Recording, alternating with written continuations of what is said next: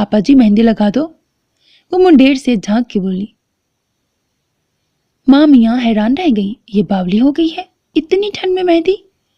आपा जी उसकी बीमारी के बाद से बहुत मोहतात हो गई थी। फौरन हाथ पकड़कर उस पर गोल दायरा बनाने लगी।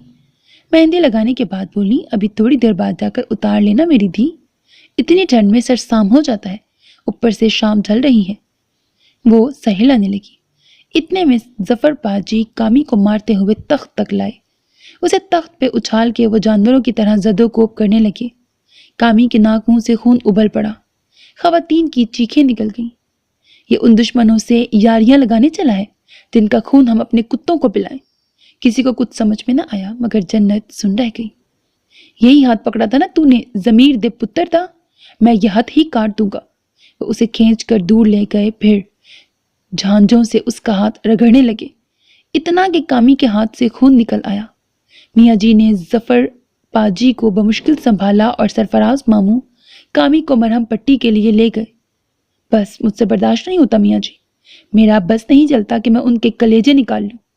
वो कफ अड़ा रहे थे। मियाँ जी उन्हें मर्दान खाने ले गए। खवातीन इधर उधर हो गई, मगर जन्नत साकित रही। इतनी नफरत। उफ, आज उसने जान लिया कि उस दिन मूसा को क्या लगा होगा। आप एक लंबे सफर पर निकले हों, पांव छालों से भरे हों और आधे सफर में जाके आगे से रास्ता बंद मिले तो आप क्या करेंगे? वो उठ के छत पर चली आई। मूसा आया। फिर मेहंदी लगा ली। तुझे पता है ना मुझे जहर लगती है इसकी बू। वो उसे देखती रही, बोली, मूसा चल भाग चलते हैं कहीं बहुत दूर। तू चाहे तो मुझे कोहाट ले जा, मैं रह लूंगी।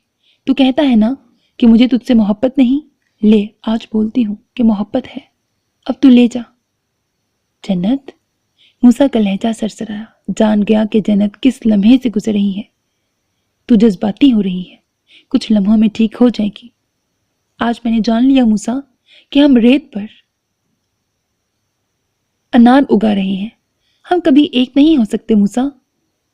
मकतूल बहुत बड़ी ललकार होता है, वो अपना खून रिश्तों की रगों में छोड़ के जाता है और फिर वो खून उस ललकार को कभी मद्दम नहीं पड़ने देता। वो जैसे खुद से कह रहा था, तो फिर तेरा खून कैसे ठंडा हो गया? तुझे मुझसे मोहब्बत कैसे हो गई मूसा? बस हो गई ना, बस हो गई। वो जैसे कर रहा था, अगर मेरे बस में होना तो मैं अपनी रगें छील कर ये मोहब्बत बहा दूं खुद में से, पर ये बस में नहीं है। मेरा क्या होगा? कभी ये सोचा है मूसा खान? सोचा, बहुत सोचा, मगर मेरे अंदर की हर आवाज जैसे गूंगी हो गई। ऐसा सन्नाटा छाया कि मुझे कब्र सी ठंडक का एहसास हुआ।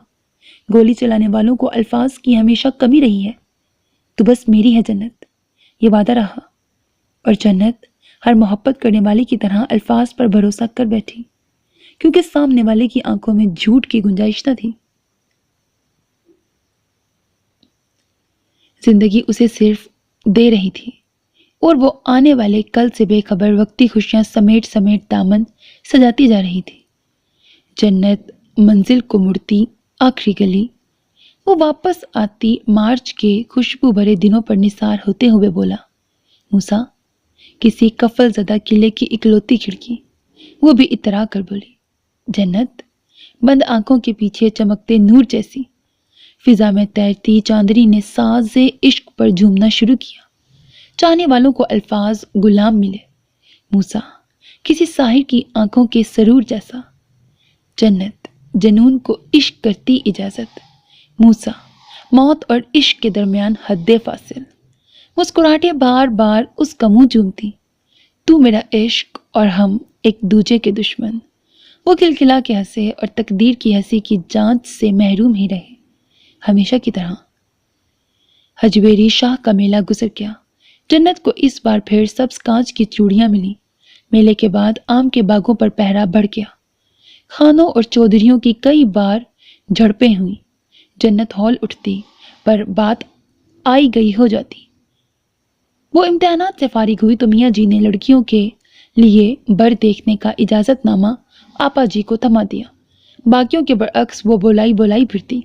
तारिक बड़ी मामी के कमरे में घुसा रहता। वो मजीद दौलती। उस दिन सारी दोपहर तपती लू चली थी। पैर भी घुटन लिए उतरी। लगता है आंधी आएगी या फिर बारिश। बुशरा के अपने ही अंदाजे थे। वो चीख गई, अल्लाह न करे, बुध को कोई आंधी कोई बारिश रामपुर का रुख न करे, मर मर के तो ये दिन आता है। वो बुड़बुड़ा के छत को जाती सीढ़ियों पर आन बैठी। सारे घर में नीलिमा की सहमी आवाज उसका नाम जपती फिरती। वो वहीं से हाँक लगाने लगी, जन्नत जन्नत, गजब हो गया। मूसा तो ठीक है ना, हाय उस बावफा की फिक्र है। जनते, मैंने अभी अभी तारिक पाजी को किसी से बात करते सुना है। जन्नत, ये लोग गुलबाज को मारने वाले हैं आज रात, जब वो पानी पर जाएगा। तारिक पाजी ने जफर पाजी को बताया है कि उन्होंने बंदे मंगवा लिए हैं 84 चक से। वो बेसाख्ता उठी। जर्द रंगत और छूटते पसीनों के साथ वो छत को भागी थी। तो जन्नत बीबी दिन दिहाड़े उस पठान को कत्ल करवाने का पक्का अहद बांध चुकी हैं, जो इस वक्त बुलावा भेजा। वैसे तो मूसा, गुलबाज को बचा ले। क्या हुआ जन्नत? वो यकीन ही रहा। वो हाँप रही थी। 84 जग से बंदे आ गए हैं। खेतों में कहीं घात लगी है आज, पानी पे ना जाने दे उसे।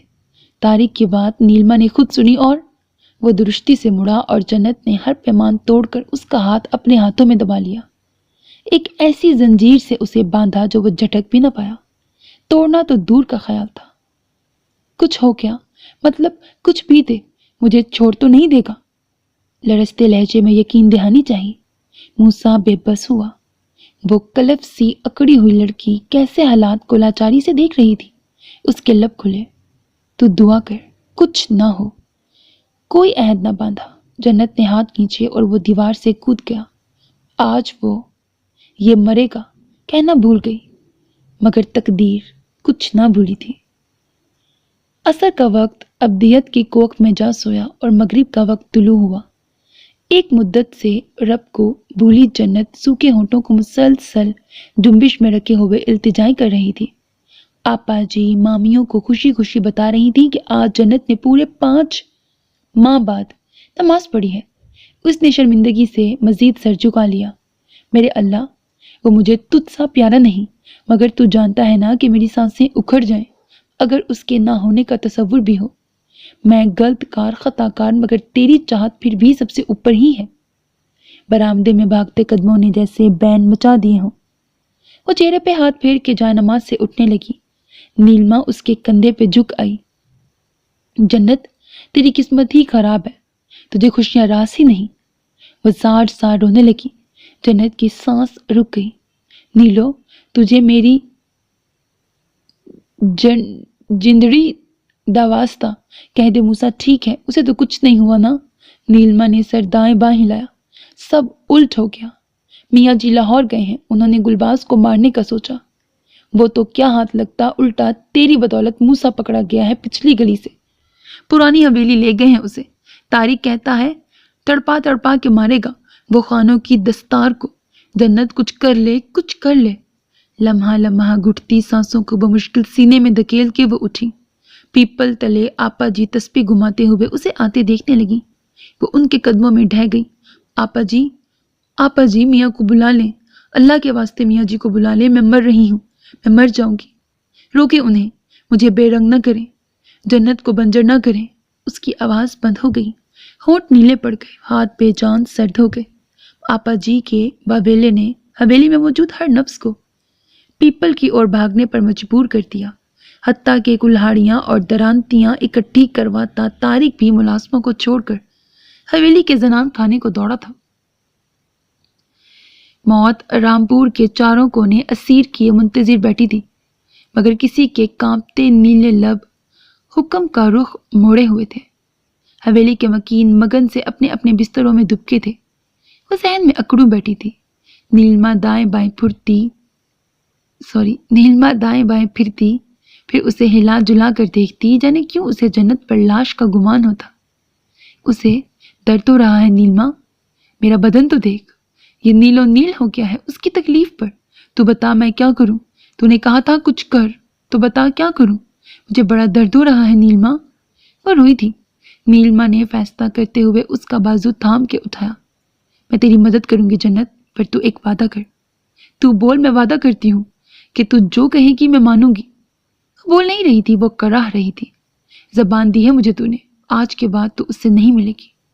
नीलिमा, वो शुश्तर रह गई। तू फिर मिलेगी, वो फिर से ये दर्द सहेगा। जन्नत, कभी कभी मुझे तुझ पर बड़ी हैरत होती है कि इतना चाहने के बावजूद तू उसे हर बुध को सूली पर टांगती है। तूने कभी नहीं सोचा कि वो कैसे कैसे पुल से रात गुजर के आता है पुरानी हवेली।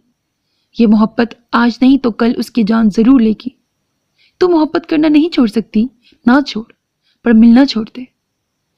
उससे कीमती जन्नत के पास कुछ नहीं नीलिमा, मैं नहीं मिलूंगी उससे। सिर्फ इस बार बचा ले उसको। वो तो निहत्ता आया था पुरानी हवेली। चल मेरे साथ। वो नीलिमा के साथ घसीटती पुरानी हवेली को खुलते कवाड़ तक गई। दूसरी तरफ किसी खंडर हुए कमरे में मूसा की कराही गूंजती थी। कुल्हाड़ियों के वार उसके जिस्म को छलनी करने पर तुले थे। एकदम कबाड़ पर हाथों की जरबें पड़ी। पाजी, पाजी, इधर हवेली में कोई आया है। पाजी जल्दी आओ, मदद करो। नीलिमा और जन्नत की सदाओं ने उनके हाथ रोके। उधर खवातीन ने बिना तहकीक के दबा दबा चीख के मर्दों के औसान खता कर दिए। गामे, तू इधर ही रह। तुम लोग आओ जरा पिछली गली छानो। चौकन्ना खड़े घबराए हुए गामे के सर पे लगने वाला पत्थर उसका जहन तारीक कर गया। नीलिमा ने मुड़कर उसे देखा। जाओ, मगर अपना वादा याद रखना। वो उस मुलगजे से कमरे में घुसी। नीम तारीकी में कुछ ना दिखता, सिर्फ कराहें सुनाई देती। मूसा, मूसा। वो सूखी सुर्ख होती घास पर औंधे पड़े मूसा को सीधा करने लगी। दुपट्टे से चेहरा साफ किया। मूसा उठ, भाग जा। मूसा ना कर, आंखें तो खोल। वो हैरान हुआ, फिर देखते ही आंखें खून रंग हो गईं। तू खाइन निकली। चौधरियों का बिछाया जाल। उसने जन्नत की कलाई दबोच ली। सब चूड़ियां घास पर बिखरी। मुझे ऐसे ना मार मूसा। चल, नहीं मारता। वो उठा। फिर तू भी रुक इधर। अभी तेरे भाई आते हैं तो उनके सामने ये सब बोल मुझसे। वो जुनूनी सा नजर आ रहा था। मुझे मौत से डर नहीं लगता मूसा, मुझे जीते जी मर जाने से डर लगता है। जो कहता है सच है। मैं हूं खाइन, जाल भी, मगर तू भाग जा। यहां मर भी गया तो खानों को कानो कान खबर ना होगी, और ये तुझे इधर ही कहीं दफन भी कर देंगे। तू सलामत रहे, तेरी नफरत भी सलामत रहे। तू भाग जा। वो बेयकीनी से उसे देखने लगा। मैं सलामत रहूं न रहूं बीबी, मेरी नफरत जरूर सलामत रहेगी, याद रखना। वो लम्हों में जन्नत, मूसा की जन्नत से सिर्फ बीबी हुई थी। वो खुद को घसीटने लगा। चौधरियों ने कोना कोना छानने के बाद औरतों को गालियों से नवाजा और पुरानी हवेली ने उन्हें मायूस कर दिया। जख्मी पड़े गामे को ठुड्डे मारते वो पागल हो गए। छुड़ा के ले गए उस कमीने को। अब सारे होशियार रहो, खान अब बहुत बिफरेंगे। जफर चौधरी ने कनपटी मसलते हुए सबसे कहा। उधर मूसा खान ने हरमन सिंह के घर का दरवाजा खटखटाया था। उसे इस बात को जरा राज ही रखना था और बदला भी अपने तरीके से लेना था। दिन पर दिन गुजरते गए और साल की दुकान तैयार होती गई। जन्नत ठहर गई बस। उन दिनों वो कुछ भी लगती, बस जन्नत न लगती। बिलाखिर तारिक जीत गया। बड़ी मामी ने लपक झपक उसको सुर्ख जरतार दुपट्टा उड़ाया और अपनी जड़ाव अंगूठी पर धागा गट बांध के उसकी उंगली में सजा दी। जन्नत जैसे मर ही गई। मामुओं के चचाजाद जो गांव के दूसरे सिरे पर छोटी हवेली में थे, वो खानदान भर के साथ मिठाई लिए चले आए तो घर में शादी जैसी रौनक हो गई। जन्नत सांस रोके अपनी कलाई में बची कुची चूड़ियों को देखती, फिर गिनती और फिर देखती। नीलिमा उसे पकड़ के पंडाल में ले आई। 12-13 साल से दुबई में मुकीम चौधरी शराज जन्नत को देखकर हैरान रह गया। साथ बैठे उसके बाप चौधरी याकूब ने उसका हाथ दबाकर मुतहम्मिल रहने का मशवरा दिया। वो बार बार मुट्ठियां भींचता। भला मैं इतने साल दुबई में क्या करता रहा? जन्नत ने सर उठाकर लकड़ी के मुनकश मूढ़े पर बैठे उस शख्स की हिर्स को देखा। मैंने उसे कहाँ देखा है? तारिक ने बरामदे के कोने में रुककर उसे देखा और मुस्कुराया। जिसे जन्नत मिल जाए उसे और क्या चाहिए यारा? चौधरी शराज ने उसके कंधे पर धप लगाकर कहा। वैसे आपस दी गल है, گھر کی لڑکیوں کو بھی چیک کر لینا تھا، آخر پٹھان بھی حسن یوسف کے حصے دار ہیں، کیا پتا۔ الفاظ کے برعکس لہجہ بڑا میٹھا تھا۔ چودھریوں کے وہاں چوٹ لگی جہاں نہیں لگنی چاہیے تھی۔ جنت کا رنگ زرد ہو گیا، ماحول ساکت تھا۔ کاٹیاں شخص نے لمحوں میں معاملہ جانچا اور جنت نے سرکنڈوں کے پیچھے چھپتا آدھا چہرہ مکمل دیکھ لیا۔ دونوں کے راز مہلک تھے۔ طارق تیزی سے واپس مڑا۔ چودھری یعقوب میاں جی کو وضاحتیں دینے لگا۔ جنت کمرے میں دوڑی۔ یہ وہی ہے، 100% وہی ہے۔ پھر دبئی جانا، اس واقعے کی رات ہی انہوں نے یہ ظاہر کیا کہ یہ سب اسے جہاز پر چڑھانے گئے ہیں، مگر انہوں نے کیا کہا ہے یہ سب؟ وہ بڑبڑائی گئی۔ جنت کیا ہو گیا ہے تجھے؟ کیا بول رہی ہے؟ نہ سر نہ پیر۔ نیلما جھنجھلا رہی تھی۔ نیلما، موسیٰ کو بلا دے، صرف آخری بار، پھر کبھی اس سے چھپ کے نہ ملوں گی، اپنا وعدہ پورا کروں گی، بس آخری بار بلا دے۔ ادھر پرانی حویلی کے کھنڈر کمرے میں کھڑے طارق نے مشکوک سا چاروں اور دیکھا، گھوم کے دیکھا۔ پیروں تلے کچھ کچلا گیا۔ وہ زمین پر جھکا، گھاس میں اٹکے سبز کانچ کے ٹکڑے۔ سبز کانچ؟ یہ چوڑیاں آپ کی ہیں؟ دوزانوں بیٹھا شخص بولا تھا۔ طارق سائیں سائیں کرتے دماغ کے ساتھ اٹھا۔ میاں جی، میاں جی، ادھر آؤ تے دیکھو، تسا دی چہیتی نے کیا چند چڑھایا ہے ہماری ناک تے نیچے۔ طارق کے وویلے پر سب باہر کی طرف دوڑے۔ پیپل کے سائے تلے پرانی حویلی کا کواڑ بند کرتے ہوئے وہ کف اڑانے لگا۔ چودھری یعقوب کا خاندان بھی تماشائی ہو گیا۔ طارق نے سبز کانچ میاں جی کے پیروں میں دے مارا اور ظفر پاجی نے جنت کا سب چوڑیوں کا بازو دبوچا۔ سب حیران، رنگ فک، آنکھیں پھٹی۔ ظفر پاجی کے اندر ہر دم سوتا بھیڑیا ہڑبڑا کے جاگا اور انہوں نے جنت کی کلائی اس زور سے موڑی کہ پکی حویلی کے ہر گوشے نے اس کی کراہیں سنی۔ اس کا بازو ٹوٹ چکا تھا، سر پھٹ چکا تھا، ناک ہونٹ سوج چکے تھے۔ چودھری یعقوب کے اشارے پر شراز طارق کو کھینچتا ہوا باہر لے گیا۔ معاف کر دیں میاں جی، صرف یہی غلطی کی زندگی میں، صرف ایک غلطی معاف کر دیں، ماں کو گالی نہ دیں، نہ ہی خانوں کو۔ آپا جی نے ظفر کو دھکا دے کر اسے خود میں سمیٹ لیا۔ میاں جی چارپائی پر ڈھہ گئے۔ ظفر نے بندوق گولیوں سے بھر لی۔ ہر غلطی دی معافی نہیں ہوتی جنت فاطمہ، تیری لاش چوپال میں پھینک کر آئیں گے نا تے اگر کسی نے دفنا دیا پھر قبر پر معافی نامہ بھی تھوک آئیں گے۔ نہ ظفر نہ، معاف کر دے اسے، میں کل ہی بھیج دوں گی اس کے باپ کے گاؤں، کوئی تایا چاچا تے رکھے گا نہ اسے۔ وہ پیچھے ہو آپا جی، اس ذلت کے بعد بھی تساں نوں اس ذلیل دے نال ہمدردی ہو رہی ہے؟ اس دے باپ نوں میں خود پوچھ لوں گا۔ آپا جی میاں جی کو دیکھنے لگی۔ وہ رخ موڑ گئی۔ میں کمرے میں جا رہا ہوں، ظفر مجھے باقی سب بتا دینا۔ نیلما بھاگ کے آگے ہوئی۔ میاں جی معاف کر دیں اسے، اللہ کا واسطہ ہے، یہ تو بس۔ بڑی مامی نے اسے بالوں سے پکڑ کر زمین پر دے مرا۔ یہ کل کی چھوکریاں کیسے کیسے کھیل کھیل رہی ہیں اس حویلی میں۔ چل ظفر، تو بہنوں والا ہے اور بہنوں والوں میں اتنی ہمتیں ہونی چاہیے کہ سراؤنڈ مچاتے حصوں کو خود سے کاٹ سکے۔ ظفر پاجی نے بندوق اسے چھیدنے کو سیدھی کر لی۔ میاں جی اٹھ کھڑے ہوئے۔ چودھری یعقوب نے دھیما سا منع کیا، بس میاں جی، میاں جی۔ طارق پاجی نے چوپال میں گھس کے خانوں کے 2 جوان بھڑکا دیے ہیں۔ سارے پنڈ میں قہر مچ گیا ہے۔ ملازم کی آواز اور میاں جی کا کہنا، کون سے 2؟ جنت کی آنکھیں بند ہو گئیں۔ ڈلتی سرخ لو برساتی شام میں وہ جاوید کے چھپڑ تلے بیٹھا ہولے ہولے گرم قہوہ حلق میں اتار رہا تھا۔ زخم مندمل ہو چکے تھے مگر صرف کچھ زخم۔ ہرمن اسے شہر سے لائے بیج دکھا رہا تھا۔ جب انہیں لگا کسی نے ان کے سر پہ کھڑے ہو کر فائر کھول دیا ہو، وہ بے ساختہ نیچے ہوئے۔ 2-4 منٹ بعد وہ اپنی کونے میں پڑی رائفل تک پہنچا، تب تک جوابی فائر ہوئے تھے۔ خاموشی پر وہ بھاگتے ہوئے باہر نکلا۔ اس کے پیچھے دھڑ دھڑ دکانوں کے شٹر گرے تھے۔ چوپال پر ہو کا عالم طاری ہوا۔ صرف پٹھانوں کی پشتو للکاریں وہ بھاگا تھا۔ جلال زمین پر چت لیٹا خون میں لت پت تھا۔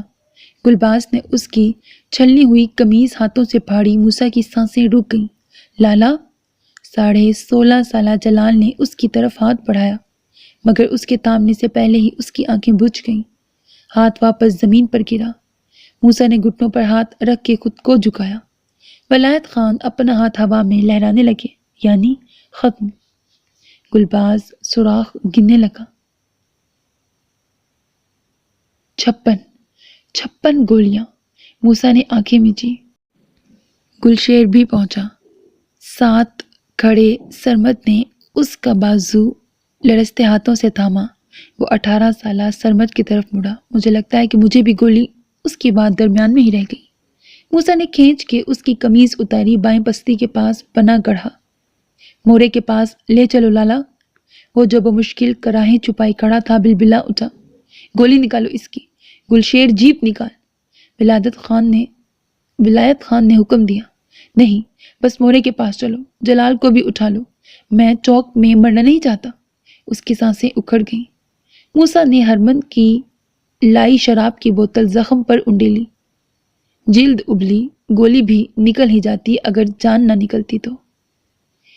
گلباز رونے لگا اونچی آواز میں۔ جیپ سے خون رنگ آنکھیں لیے اترتے ضمیر لالا نے 3-4 تماچے اس کے منہ پہ مارے۔ قتل پر رویا نہیں کرتے نا مرد، قتل پر رویا نہیں کرتے۔ موسیٰ نے کھڑے ہو کر اپنی رائفل زمین پر ٹکائی، آنکھوں کو میچا، کیونکہ قتل رونے کے لیے نہیں ہوتے۔ رامپور پر جیسے کسی نے قہر پھیر دیا ہو۔ قبرستان سی خاموشی گلیوں میں بینڈ ڈالتی پھرتی، چوپال ویران، دکانیں بند، بچے گھروں میں مکفل۔ صرف خان تھے جو گلیوں میں پاؤں کی دھمک پیدا کرتے ہوئے چلتے، پشتو للکاریں لگاتے، اور رامپور کے ہر کونے، ہر نگر کھڑے ہو کر فائرنگ کرتے اور چودھریوں کو یہ باور کرواتے کہ وہ اب بھی 11 موجود ہیں۔ میاں جی نے ظفر اور طارق کو اندرون سندھ اپنے کسی دوست کے ہاں بھیج دیا۔ چھوٹے ماموں اپنے کسی دوست کے گھر چھپ رہے جو کہ جج تھے۔ میاں جی علاقے کے اثر و رسوخ والے لوگوں سے رابطہ کرنے لگے تاکہ خانوں سے بات چیت ہو سکے۔ ابھی بھی اس واقعے کے 5واں روز حسنہ خالہ آئی بیٹھی تھی اور دبی دبی سرگوشیوں میں برآمدے میں بیٹھی آپا جی سے باتیں کر رہی تھی۔ اب تو ڈر لگتا ہے آپا جی، میں تو پہلے ہی سب کچھ لٹا بیٹھی ہوں، صرف ایک پتر ہی بچا ہے، یہ نہ ہو کہ کسی دن وہ بھی کھانوں کے ہتھے چڑھ جائے۔ وہ سسکنے لگی۔ جنت نے خود کو بمشکل کھڑا کیا۔ آپا جی نے اس کا بازو جو نائی سے بندھوا دیا تھا، گال اور گردن پر بھی مرہم لگایا تھا، کمر اور بازو بھی سکوائے تھے، مگر وہ تو جیسے مرنے کا تہیہ کر چکی تھی۔ تسی میاں جی سے پوچھ لو کہ میں ادھر حویلی میں ہی رہ لوں کچھ عرصہ۔ گڈو رات کو ڈر جاتا ہے فائرنگ کی آواز سے۔ آپا جی میرا تو اکلوتا پتر ہے نا۔ بس کر دیں خالہ، وہ بے ساختہ کہہ گئی۔ وہ جو 2 جوان قتل کیے ہیں نا اس گھر کے پتروں نے، ان کی بھی تو کوئی ماں ہوگی نا۔ اب رونے سے بہتر تھا کہ پہلے ہی ان کے ہاتھوں سے کلہاڑیاں چھین لیتی تم عورتیں۔ آپا جی، اس کی کلف ابھی بھی نہیں ڈلی۔ یہ سارا عذاب اس کے پلو سے گھسٹتا ہی تو رامپور میں آیا ہے۔ اسے کہیں مجھے شکل نہ دکھائے اپنی۔ اس بار تے لوگ ہمارے منہ پہ کہہ رہے ہیں کہ لڑائی عورت کی ہے۔ یہی تو ہوتا ہے ہر بار، تم دونوں خاندان کی عورتوں نے فلاں یہ کہہ رہا ہے اور فلاں نے یہ کہہ دیا کر کے ہی مردوں کو قتلوں تک پہنچا دیا ہے۔ اب تو کچھ عقل کر لو، میاں جی کو کہو سیدھے سے معافی مانگ لیں، جیسے تیسے بھی ہو سکے ہر جانہ بھر دیں، ختم کریں اس آکاس بیل جیسی دشمنی کو۔ وہ ہانپ گئی، دہلیز پہ ہاتھ رکھ کے سانس متوازن کرنے لگی۔ اس سے پہلے کہ خالہ کوئی جواب دیتی، بڑی مامی نے لپک کر اس کا بندھا ہوا بازو مڑوڑ دیا۔ وہ اونچی آواز میں پہلی بار روئی تھی۔ یہ تو نہیں، تیرا گلیز عشق بول رہا ہے۔ یہ مامی کے ابتدائی الفاظ تھے۔ اس کے بعد انہوں نے اس کی اور موسیٰ کی جو خود ساختہ گھڑی ہوئی داستانیں گلا پھاڑ پھاڑ کر سب ملازموں کو سنائی تو وہ ڈھہسی گئی۔ چہرہ پھر سے زخمی ہو گیا، بازو پھر سے ٹوٹ گیا۔ وہ بولی تو بس اتنا، وہ مجھے کبھی نہیں چھوڑے گا مامی۔ ہن چودھری اپنی فکر کر لیں۔ مامی ایک بار پھر اس پر ٹوٹ پڑی۔ پتریلی حویلی کے ہر پتھر سے نوحے سنائی دیتے، گھڑی گھڑی کسی کونے سے ماں یا بہن کی سسکیاں سنائی دیتی۔ مرد سر کندھوں میں گرائے گھر میں آتے اور لہجہ بھر رکنے کے بعد واپس ہو لیتے۔ ضمیر خان کی جھڑکیاں اور دھمکیاں کچھ بھی ان عورتوں کے آنسو خشک نہ کر سکے۔ اندھیرا اترتے ہی ملازماؤں نے بھاگ بھاگ کر روشنیاں روشن کی، مگر اندھیرا ایسے ہی قابض رہا۔ جلال اور سرمد کے قتل کے بعد موسیٰ پہلی بار گھر آیا۔ سرخ آنکھوں کے ساتھ وہ بی بی جان سے ملا تو وہ رو دی۔ شمائل زنان خانے سے بھاگتی ہوئی آئی اور اس کے گلے لگ کر دھاڑے مار مار کر روئی۔ ضمیر نے کچھ نہ کہا، ذرا وہاں سے اٹھ گیا۔ بے شک وہ ظہیر خان کی سب سے بڑی اولاد تھا، مگر جو حیثیت موسیٰ کی تھی وہ اس کے حصے میں نہ آ سکی۔ اس نے سرد بھاری آواز میں ماں کو پوچھا۔ شمائل نے بتایا کہ وہ دوا کے زیر اثر سو رہی ہیں۔ وہ کھانے کے لیے بیٹھ گیا۔ پھر کیا سوچا موسیٰ خان؟ کیا چودھریوں کے بلوں سے باہر نکلنے تک ہم یوں ہی بیٹھے رہیں؟ ولایت خان بنگش نے اسے نظروں سے جانچتے ہوئے پوچھا تھا۔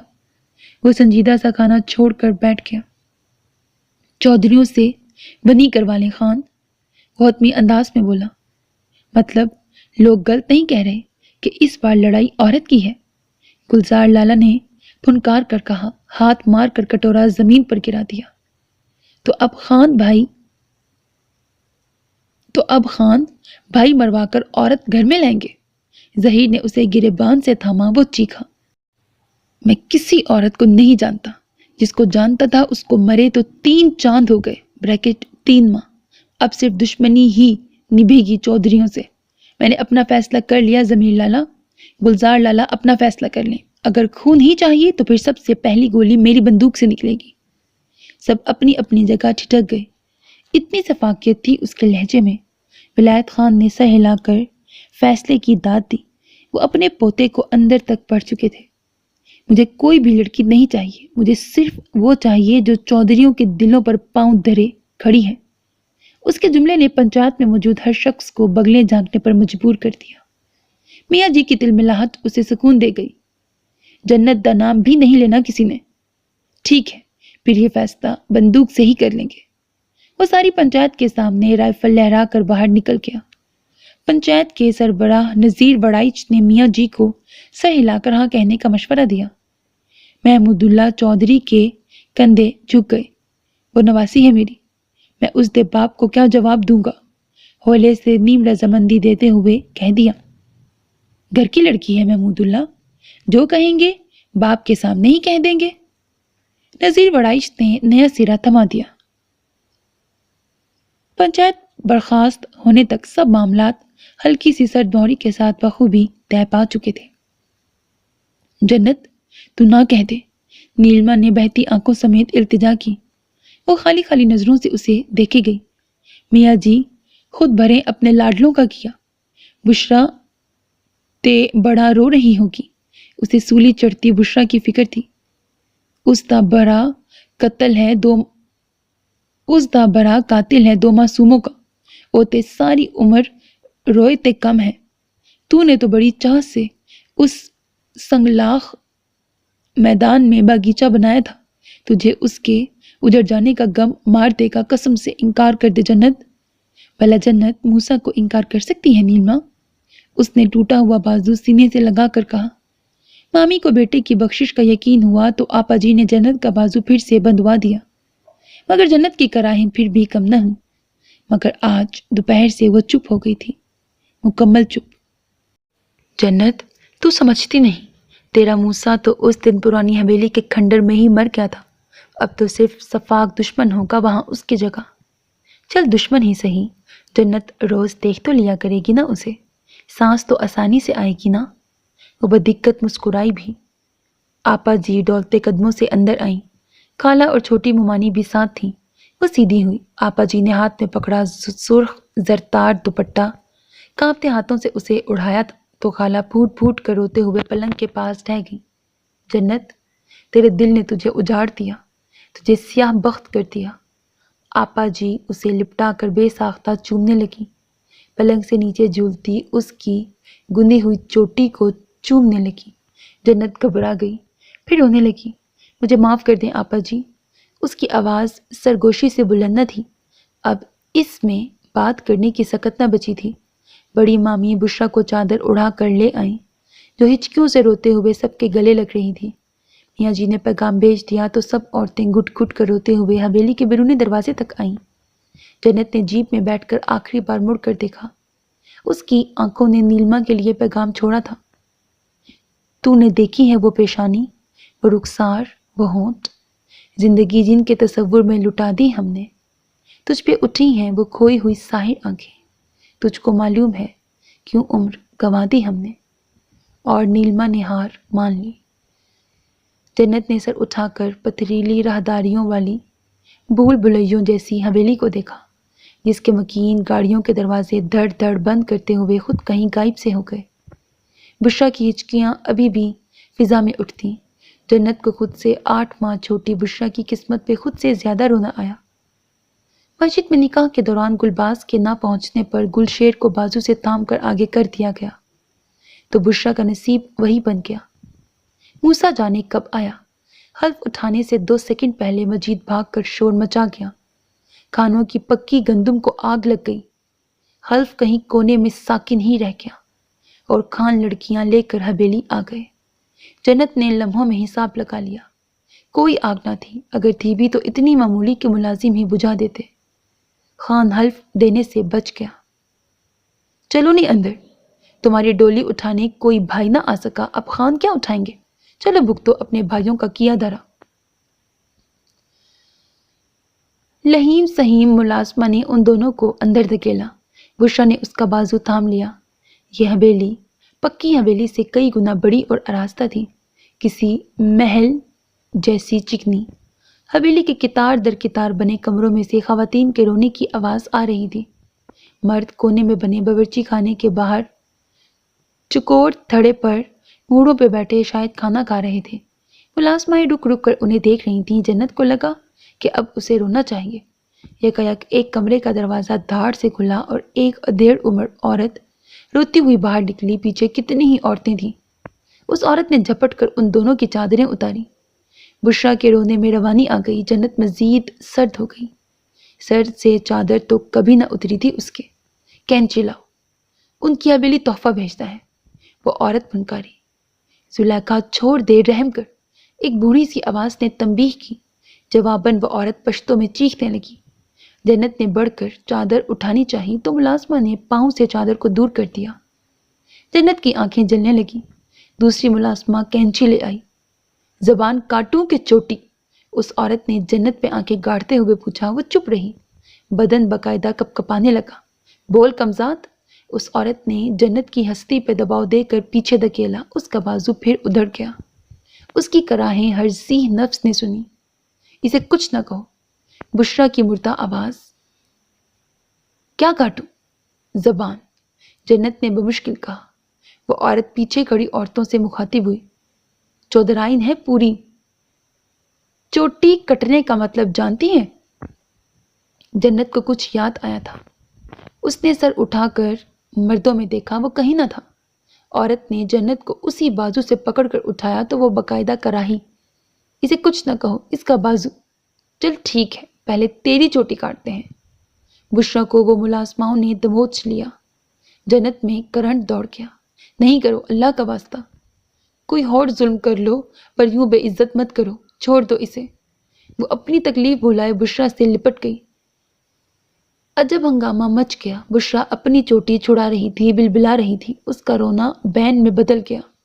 पहले इसे पकड़ो, छोड़ इसे। औरत ने हुक्म बदला। वो जैसे उनका तड़पना देख रही थी। करना तो उसने वही था जो वो ठान चुकी थी।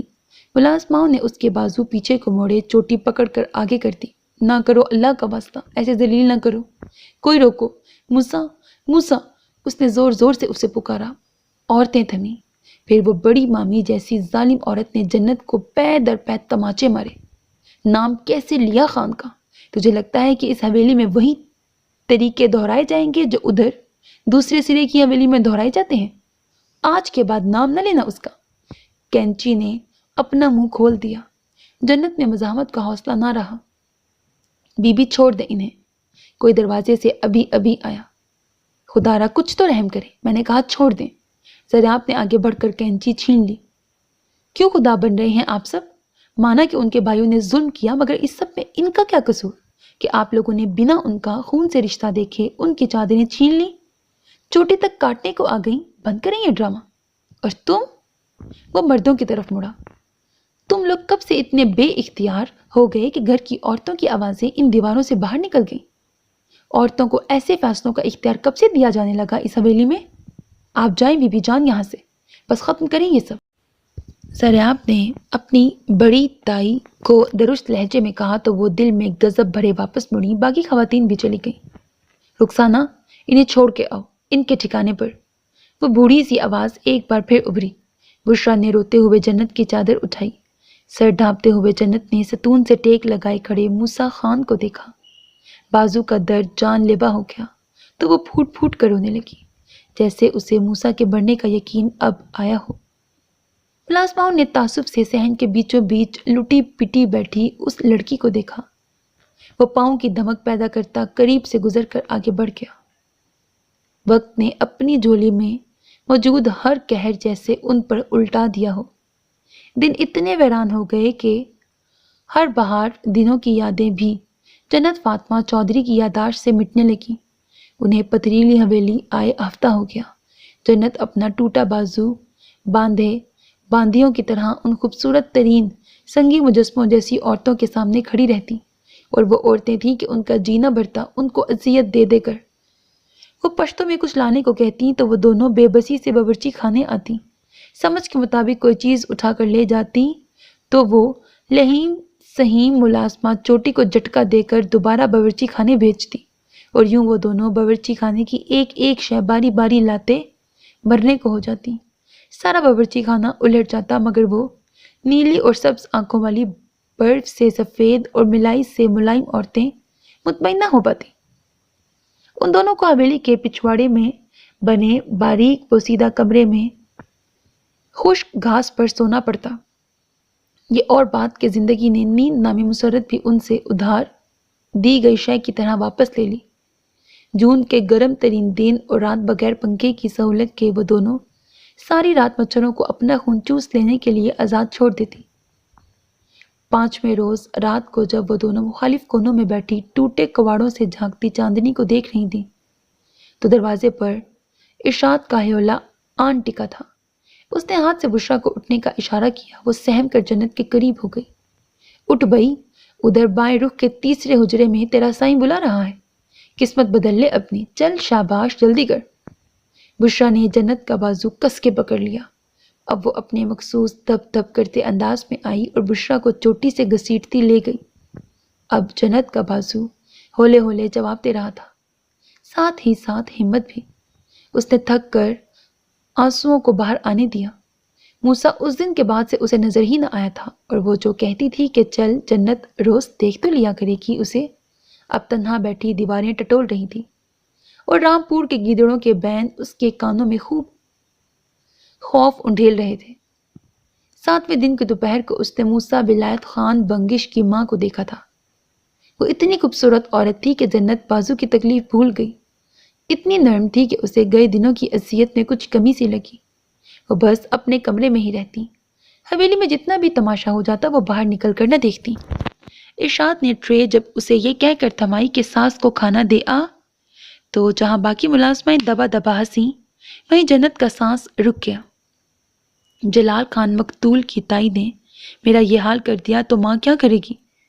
یہ کون ہے؟ سر پہ دوپٹہ جماتے ہوئے اس عورت نے شمائل سہیر خان سے پوچھا۔ جنت۔ شمائل کا بے تاثر سائیک لفظی جواب۔ ٹرے اس کے ہاتھ میں کپ کپائی۔ خدیجہ نے سر سے پاؤں تک اسے دیکھا اور رخ موڑ کے شمائل سے پوچھا، موسیٰ نہیں آیا؟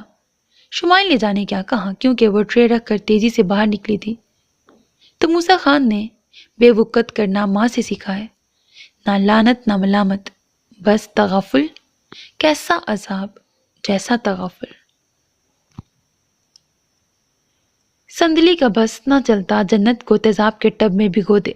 پہلے دن ہی اسے سر تا پاؤں دیکھ کر بولی، نہ آنکھ سمرد نہ ہونٹ مرجان، نہ روپ کچے ناریل سا، تجھے دیکھ کر لگتا نہیں کہ تو نے 2 جوان بندے سالم کھا لیے ڈائن؟ جنت نے تب سے اب تک گردن جھکا کر خود کو اس سے بے عزت ہوتے ہی پایا۔ وہ خوفزدہ ہوئی تھی۔ اگر کسی کو پتہ چل جاتا کہ قتل کیوں ہوئے تو وہ اس کی روح تک میں سوئیاں چبو دیتے۔ رات سب خانزادے کھانا کھا رہے تھے۔ برتنوں کی مخصوص آوازوں کے علاوہ کسی آواز کو بھرنے کی جرات نہ تھی۔ موسیٰ اور گلباز آج گھر آئے تھے ڈیرے سے۔ سندلی بھاگم بھاگ کٹوریاں ان کے آگے سجائے جاتی، آپ خورے لبالب بھرے جاتی۔ بشرا گلشیر کے موڑے کے ساتھ دبکی بیٹھی تھی، کیونکہ اس کے دوپٹے کا پلو گلشیر کے موڑے کے پائے تلے تھا۔ بشرا کو تکان سے بچانے کی ایک سئی جنت کو بشرا پر رشک آیا۔ وہ کٹوریاں ارشاد کے آگے کیے جاتی اور ارشاد انہیں بھرے جاتی۔ بی بی جان کے لیے ٹرے ایک ہاتھ سے انہیں پہنچا کر وہ لوٹی تو سندلی جان بوجھ کر اس سے ٹکرائی۔ جنت کراہی ایک ہاتھ تھما، پھر اگلے ہی لمحے پھر سے مصروف ہو گیا۔ وہ وہیں کھڑی رہی۔ سندلی آئی گئی، پھر تیش سے اس پر الٹی۔ اب ادھر کھڑی میری شکل کیا دیکھ رہی ہے؟ چودھرائن صاحبہ ادھر کو مڑی، ابھی بڑا کام ہے۔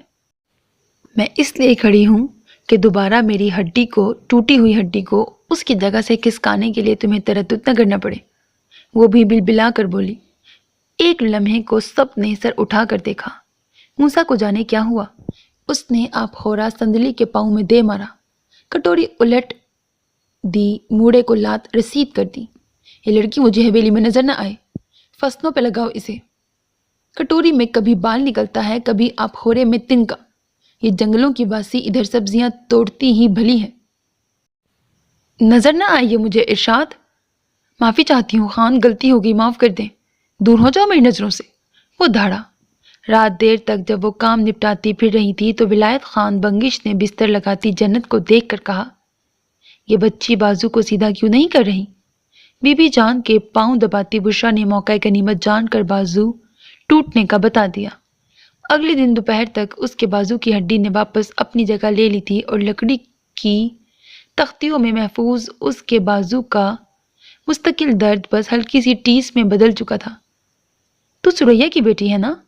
بی بی جان نے سیاہ چادر کو اس کے چہرے سے ہٹاتے ہوئے پوچھا۔ جگ سے پانی انڈیلتا ہاتھ ساکت ہوا، پھر رواں، جی ہاں۔ خدیجہ نے تسبیح روک کر اسے دیکھا۔ آج خانزادیاں برآمدوں میں رونق افروز تھیں۔ ہاں، ویسا ہی رنگ و روپ، کجری آنکھیں، یہ لمبی چوٹی۔ ہاں مگر تیری قسمت، تیری ماں کی بارات میں 12 پنڈوں بریکٹ گاؤں کے چودھری آئے تھے۔ یہ تاریخی شتکا ہوا تھا۔ ہاں چل خیر، میرا پوتا بھی اس سلطنت کا شہزادہ ہے، آئی پر آ گیا تو ملکہ بنا دے گا۔ اللہ دلوں میں محبت ڈالنے والا ہے۔ وہ نامحسوس طریقے سے دعا دے رہی تھی۔ جنت نے بشرا کا گلال چہرہ دیکھا تو گلشیر کی خاموش محبت کامیاب ٹھہری۔ آپ کو رشتہ داریاں نکالنے کی ضرورت نہیں بی بی جان، چودھریوں نے ہر بار ڈسا ہے ہمیں، ضروری نہیں کہ ہر بنی ہوئی لڑکی آپ کی طرح سلطنت سنبھال بیٹھے۔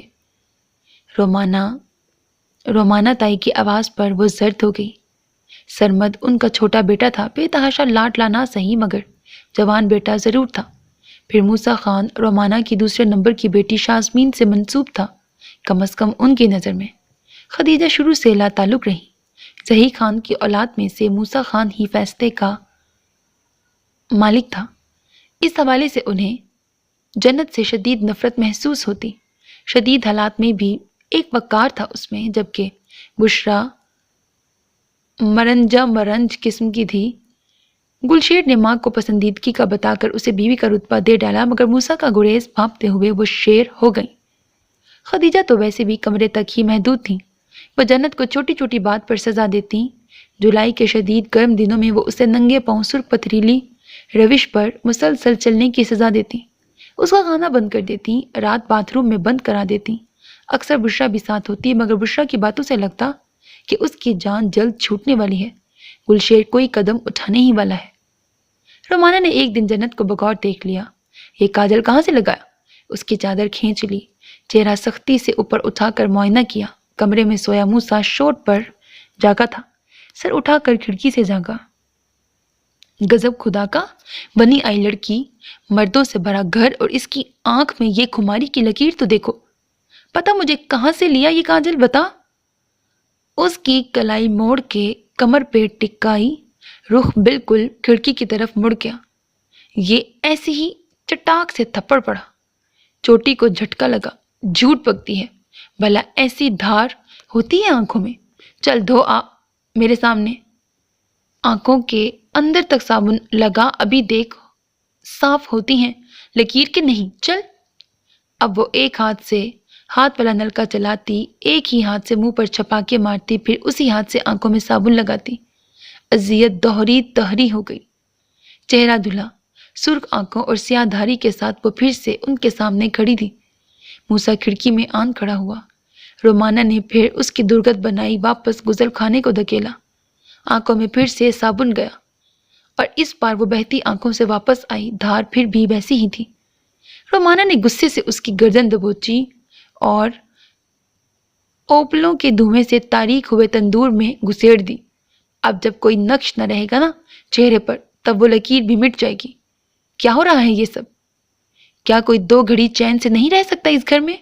क्या तमाशा लगा हुआ है यहाँ? हाँ? मूसा कमीज पहनता हुआ तैश में बाहर निकला। रोमाना का हाथ ढीला हुआ तो जन्नत तड़प के धुएं से दूर हुई। उसका चेहरा सुर्ख हो चुका था। वो वहीं गर्म तंदूर से टेक लगाकर खांसने लगी। शदीद खांसी से उसका सांस उलट गया। तुम सब दफा हो अपने काम पर। मुलाजमाएं खिसकी। वैसे मोरे वो कदम कदम चलता रोमाना तक आया। चौधरियों का खून वो है। उसने बुशरा की तरफ इशारा किया और तेज कदमों से चलता बाहर निकल गया। दरीचे से देखती शुमाइल ने मुस्कुराकर ठंडी सांस भरी। रोमाना तब के रह गई। बुशरा जन्नत को उठा रही थी। शदीद गर्मी में सबके बिस्तर बड़ी छत पर लगाए गए। मर्द अमूमन डेरे पर ही सोते।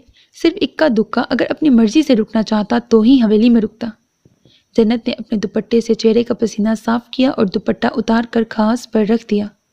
बेखबर सोई बुशरा पर रश्क किया, साथ ही साथ अपने खुश्क होते गले को भी तर किया। मगर शदीद प्यास का एहसास हर शय पर हावी हो रहा था। बिलाखिर वो दुपट्टा ओढ़ती बाहर निकली। छत से बातों और हंसी की आवाज़ें बराबर आ रही थीं। वो बावर्ची खाने में नहीं जा सकती थी, इसीलिए गुसल खाने की तरफ आई। कदम हौले हौले धरे। कोई देख लेता तो सजा के तौर पर सारी रात प्यासा ही रखता।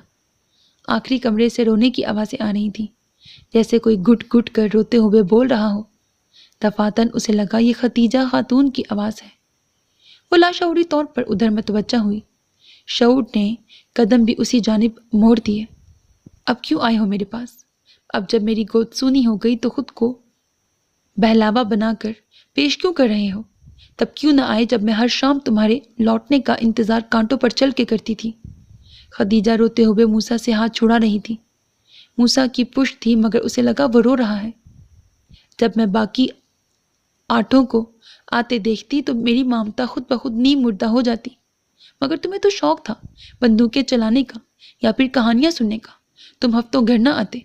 ऐसे में मैंने एक और औलाद की दुआ की थी जो रद्द न हुई, मगर तुमने मेरी जलाल नामी खुशी भी छीन ली।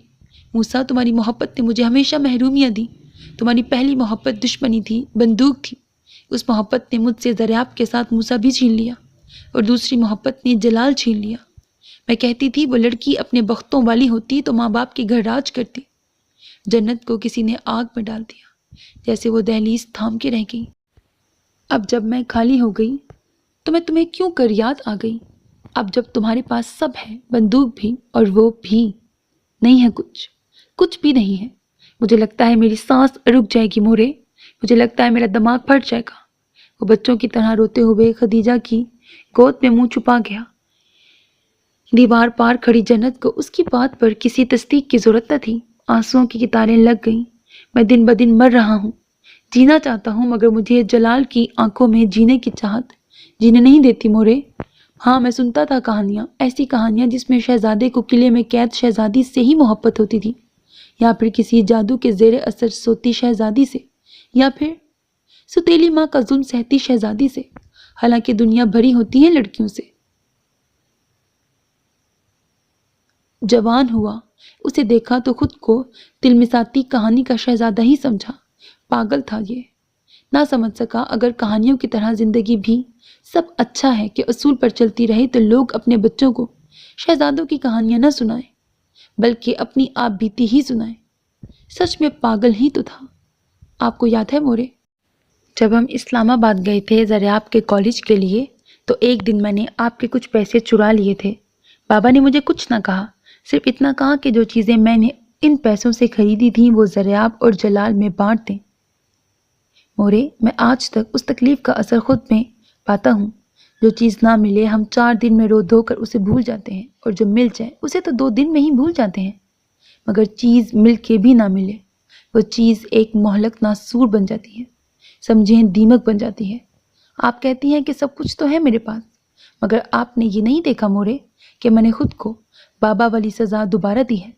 मैं सारी उम्र उसे सामने रखूंगा मगर अपने भाई का उठा हुआ हाथ कभी नहीं भूलूंगा। मैं कभी उसे अपना नहीं पाऊंगा मोरे। रही बात आपसे जलाल के छिन जाने की, तो मैं आपसे वादा करता हूं कि उसके कातिलों की नस्ल में किसी मर्द को नहीं छोड़ूंगा और इस बात की तस्दीक भी जल्द ही हो जाएगी। वह बात मुकम्मल करके खदीजा की सुने बगैर दहलीज पार कर गया। जन्नत को यूं नज़रअंदाज किया गोया वो कहीं मौजूद ही ना हो। वह खुद से किए सारे वादे तोड़कर आगे बढ़ी। मूसा, वो रुका मगर मुड़ा नहीं। वो उसके सामने आई। तारिक ने हमेशा से कहा है कि उसने गोलियां नहीं चलाई, वो तो तारिक चौधरी की मंगेतर के दलाइल तो सुनो खान साहब। अब तो सूरज पश्चिम से भी निकल आए ना तो मूसा खान फिर भी यकीन न करे। मूसा, एक बार सुन तो ले। जन्नत ने हाथ बढ़ाकर उसे आगे बढ़ने से रोका। मूसा ने वही हाथ जोर से थामा। तो इस हाथ की इस उंगली पर पहनी थी उस चौधरी के नाम की अंगूठी। उसने उंगली को मोड़ा। जन्नत को तकलीफ हुई। अगर ये उंगली ही तोड़ दूं तो किसी बिल में छुपे तारिक चौधरी को कितनी तकलीफ होगी ना। मेरी हर तकलीफ मूसा खान को होती है, तारिक को नहीं। जाने किस जाम में उसने ये बात कह दी। मूसा ने जैसे मुद्दतों बाद उसके चेहरे पर निगाहें गाड़ी, फिर यकायक दीवानगी से उंगली मरोड़ दी। दर्द की लहर जन्नत के खून में दौड़ती सारे बदन में चक्कर लगाने लगी। आंखें आंसुओं से भर गईं। मेरे भाइयों ने कुछ नहीं किया मूसा, आंखें खोल के देखो तो। वो जिस गोट के वाली के पास छुपे बैठे हैं ना, वो मेरे बाप के मातहत काम करता रहा है। इस्लामाबाद में मेरा एक पैगाम मिला नहीं और तेरे मासूम भाई ना मालूम कब्रों में मुंतकिल हुए नहीं। जन्नत फातिमा चौधरी, तुझे क्या लगता है कि तू मुझे इतनी प्यारी है कि मैं 2 भाई कत्ल करवा के तुझे बनी करवाऊं और फिर सब भूल भाल कर खुश हो जाऊं? आज तो मेरे से बात करने की जुर्रत कर ली तूने। आइंदा कभी यूं रोका तो मैं खदीजा खातून की तरबियत भूल जाऊंगा और सिर्फ जलाल मकतूल का भाई रह जाऊंगा। अब जाओ यहां से। और हाँ, भाइयों के मरने की खबर सबसे पहले तुम्हें ही मिलेगी। वो पाँव की दमक पैदा करता हुआ आगे बढ़ गया और जन्नत ने धुंधली आंखों से बेजान हुई उंगली को जांचा। संदली बिलाखिर उस पर मेहरबान हो ही गई थी। अब वो अक्सर चुपके चुपके उसे खाने को कुछ दे देती या उसके हिस्से का काम भी कर देती। जब गुलबाज घर आता तो उसे आगे पीछे कर देती क्योंकि वो जन्नत को कुछ पुर इसरार सा देखता। उस दिन भी जन्नत ने संदली की मन्नत समाजत के बाद गुड्डू को मिलने बुलाया था, हालांकि संदली ने कितना मना किया था। अब जब जन्नत ने हवेली के फाटक पर तमाशा लगा हुआ देखा तो भागती हुई मुलाजमों के हजूम में आ घुसी। जरा सी देर में खातून बीबी के हुक्म पर मुलाजिम गुड्डू की खाल खींच लेने के दर पे थे। गुड्डू जर्द सा जमीन पर बैठा पिट रहा था। इसने क्या किया है, छोड़ो इसे। वो मुलाजमों को धकेलने लगी। बुशरा भी भागती आई। हमने लड़कियां बनी करवाई हैं, कोई ताल्लुकदारी नहीं जोड़ी तुम लोगों से कि जिसका दिल चाहे वो हमारे जख्म उधेड़ने चला आए। इस लड़के से सिर्फ 2.5 साल बड़ा था जलाल, जिसे तुम्हारे भाइयों ने। ये नगीना खातून की आवाज थी।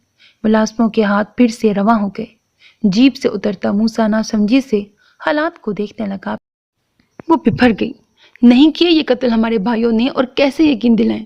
दीने ब्रैकेट दीन मोहम्मद, छोड़ बच्चे को। मैंने कहा छोड़, अब कोई हाथ लगा के दिखाए इसको। हुन मैं देखती हूँ तुम कमियों की जरूरत, लगाओ हाथ।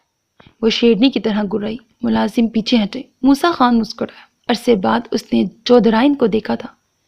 جنت نے گڈو کو ساتھ لگایا مگر اگلے ہی لمحے نگینہ خاتون نے اسے جھٹکے سے پیچھے کھینچا۔ پیچھے کھڑے موسیٰ پر نظر پڑتے ہی چادر اٹھاتی، آنسو روکتی حویلی میں گھس گئی۔ پیچھے گڈو روتا ہوا حویلی سے نکلا تھا۔ اس کے کان میں ایک پیغام دیا گیا تھا جو آگے پہنچانا تھا۔ اس واقعے کی سزا جنت کو بھوکا رہنے کی صورت ملی۔ 3 دن اس حویلی کے پتھریلے ٹھنڈے فرش پر بیٹھے اور 3 راتیں گھاس پر کروٹیں بدلتے گزارے، مگر ہاتھ باندھ کے خانزادیوں سے معاملہ معافی نامہ طلب نہ کیا۔ تیسرے دن جب خان کھانا کھا چکے تو سندلی نے سب سے پہلے جنت کی پلیٹ سجائی۔ پٹھانوں کے پسندیدہ موٹے ابلے ہوئے چاول اور بڑے گوشت کا قدرے پھیکا شوربہ۔ جنت سے نوالا نگلنا اتنا مشکل ہو گیا کہ ابکائی نے اس کے رونگٹے کھڑے کر دیے۔ گھٹنوں میں سر دیے وہ خود کو مضبوط رہنے کے اسباق پڑھاتی رہی کہ ایک آواز آئی، نہیں کھانا یہ سب، روٹی بناؤ فوراً، ساتھ انڈا بھی بنا دو، اور روز روز یہ موٹے چاول بنانا بند کرو ورنہ اگلے سال سے میں یہ اگانا ہی بند کر دوں گا۔ موسیٰ اس چکور صحن میں اس کے سامنے کرسی سنبھال کے بیٹھا۔ ملازمہ جنت کے قریب کھٹ پٹ کرنے لگی مگر وہ سر جھکائے بیٹھی رہی۔ ارشاد نے بستر لگانے کو کہا، وہ اٹھ گئی، پھر سندلی بازو سے پکڑ کر ایک طرف لے گئی۔ یہ لے، کھا لے، چھوڑ گیا ہے تیرے لیے، ورنہ موٹے چاولوں پر مرتا ہے وہ جو لپک کر ٹرے تک گئی تھی رک گئی، آنکھیں بھیگ گئیں۔ اسے کہنا، جو محبتوں پر پلتے ہیں نا، پھر ہمدردی سے کچھ نہیں بنتا ان کا، ہمدردی چاٹ لیتی ہے محبتوں کے عادی کو۔ ٹرے کو ہاتھ سے دھکیل کر وہ خود کو گھسیٹتی پیچھے کی گھاس پر ایک کمرے میں لے گئی۔ رات کے کسی پہر بشرا 4 ابلے بھٹے لائی تھی جو گلشیر سے اس کے لیے منگوائے تھے۔ پھر اس رات جنت دوسری بار اونچی آواز سے روئی۔ اسے یہ کیوں لگا کہ میں بھوکی مر جاؤں گی؟ اسے یہ کیوں نہیں لگا کہ میری سانسیں تو اس کے ہونے سے چل رہی ہیں؟ جس جنت کو کسی نیکی کا ابدی اجر کہتا تھا، پھر اس جنت کو خود کے لیے سزا کیوں کر لیا؟ اس موسیٰ نے، جس کا ہر ظلم بھی میرے اندر سے اسے اکھاڑنے میں ناکام ہو جاتا ہے، کیوں؟ بے تحاشا رونے اور بھٹے کھانے کے بعد وہ بے سود سوئی تھی۔ بھوک محبت سے بھی بڑی حقیقت ہے۔ چودھری ظفر اور چودھری طارق اسلم جنیجو کے گوٹھ سے راتوں رات کہیں اور فرار ہو گئے۔ یہ خبر خانوں نے سنی اور تندور ہو گئے۔ مردوں کی اونچی آوازیں مردان خانے کی دیواروں سے باہر آئیں تو جنت نے شکر کا کلمہ پڑھا۔ موسیٰ خان نے جنت کو چودھری دیوار میں پیوست کر دیا۔ اب دیکھ میں کیسے رونتا ہوں ان چودھریوں کی لاشیں، قتل نہیں کیے انہوں نے، وہ بھی گوند ہو گئی۔ خدیجہ نے دل شکستگی سے اپنے تعلیم یافتہ اور روشن خیال بیٹے کو دیکھا۔ وہ پشتوں میں خدیجہ خاتون کو کہہ کر باہر نکل گیا۔ خدیجہ متوازن چال چلتی اس تک آئیں۔ کچھ نہیں کہے گا تمہارے بھائیوں کو، کچھ کہنا ہوتا تو اپنا منصوبہ تمہیں کبھی نہ بتاتا، تمہیں بتایا ہی اس لیے تھا کہ تم انہیں چوکنا کر دو، اسی لیے پریشان مت ہو، دھیرے سے کہتی آگے بڑھ گئی۔ نہ زریں، مجھے اس سے کوئی دلچسپی نہیں، ایسی باتیں نہ کیا کر میرے ساتھ۔ کھڑکی کے آگے سجی لوہے کی گرل کو صاف کرتے جنت کے ہاتھ شمائل کی بیزار آواز پر ساکت ہو گئے۔ پگلی ہے تو؟ نگینہ چچی نے مہر ماں کو پورا تیار کر رکھا ہے، اس بار شاہ دل آیا نہیں اور انہوں نے پھنسایا نہیں، اور وہ پاگل ہے تیرے پیچھے، کیا فرق پڑتا ہے؟ تایا ساتھ ہے ہمارا، بات کرنے میں کیا حرج ہے؟ فرق پڑتا ہے زریں، نامحرم بذات خود بہت بڑا فرق ہوتا ہے، مگر ہم لڑکیوں کو یہ بات سمجھنے میں ہمیشہ دیر ہو جاتی ہے۔ شمائل کی آواز مضبوط تھی۔ یہ محرم نامحرم کیا ہے؟ محبت پاکیزہ ہونی چاہیے، باقی کسی بات سے فرق نہیں پڑتا۔ زریں، محبت کتنی ہی پاکیزہ کیوں نہ ہو، اسے معاشرتی سوالوں کا سامنا ہمیشہ رہا ہے۔ کیوں؟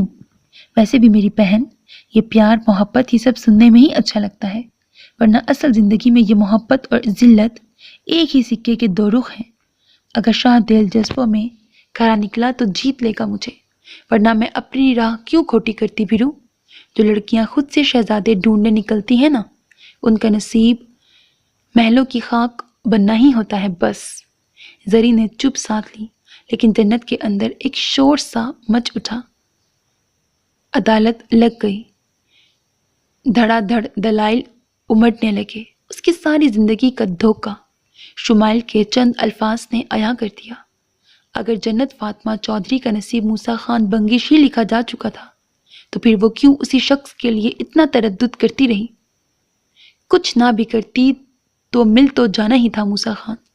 وہ خود کو اتنا عذرانہ کرتی تو آج بشرا کی طرح گھر والی ہوتی۔ تو کیا غلط راہ چننے والیوں کے گھر نہیں ہوتے؟ نہیں، بالکل نہیں، بالکل بھی نہیں۔ وہ وہیں ڈھہ گئی۔ سورج زمین سے روٹ کر دور جا کھڑا ہوا تو سرد ہوائیں سب کے بدن اپنی بے رخی سے ٹھٹرا دینے کے در پہ ہو گئیں۔ جنت نے موسیٰ کے لیے رونا چھوڑ دیا، مگر موسیٰ نے تو اسے دیکھنا تک چھوڑ دیا۔ وہ ہفتوں بعد حویلی کا رخ کرتا، کچھ دیر ٹھہرتا، پھر واپس فصلوں پر چلا جاتا۔ محمود اللہ چودھری کے کھیت اجڑ گئے، مگر ولایت خان بنگش کے کھیت سونا اگانے لگے۔ وہ دونوں ہاتھوں سے دولت سمیٹتا نہ تھکتا، یہ دیکھے بنا کہ ان فصلوں کو اپنا خون دیتا ان کا پوتا ہولے ہولے ختم ہو رہا ہے۔ ان کی سونے سی چمکتی آنکھیں اب سردیوں کی دھند سے نبرد آسمانی ڈال پڑے سورج سی دکھتی۔ جب کبھی لاشعوری طور پر وہ شاسمین یا مہرماں کے کپڑوں میں لپٹی زندہ لاش سی اپنی جنت کو دیکھتا تو دنوں سونا پاتا۔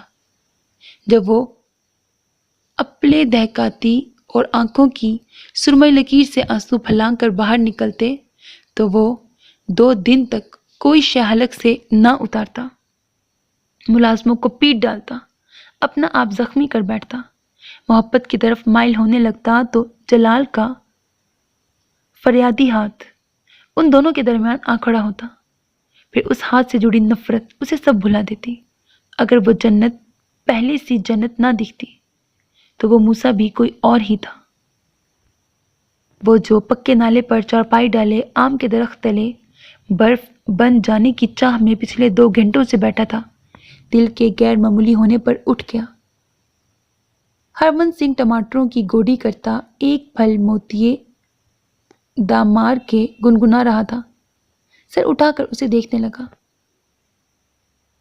ایک پھل موتیے دامار کے، میں کہتی ایک پھل، میں ذرا حویلی تک ہو آؤں، شاد آ گیا تو 2 پیٹی کنوں دے دینا۔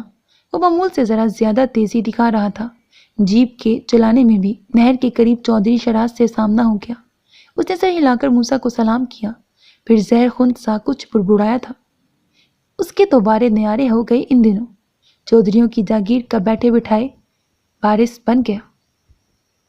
موسیٰ نے بے ساختہ یہ بات سوچی، پھر سر جھٹک کر رفتار مزید بڑھا دی۔ حویلی کا صحن سنسان پڑا تھا۔ وہ نظر گھما کے اسے ڈھونڈتا رہا، دریچوں، دیوانوں، برآمدوں، کچھ نہ ملا۔ ماں کے کمرے میں گیا، رنگ فک تھا۔ جنت کدھر ہے؟ خدیجہ حیران ہوئی۔ کچھ کہنے کو منہ کھولا، مگر وہ تیزی سے باہر نکل گیا۔ وہ بھی پیچھے ہی نکلی۔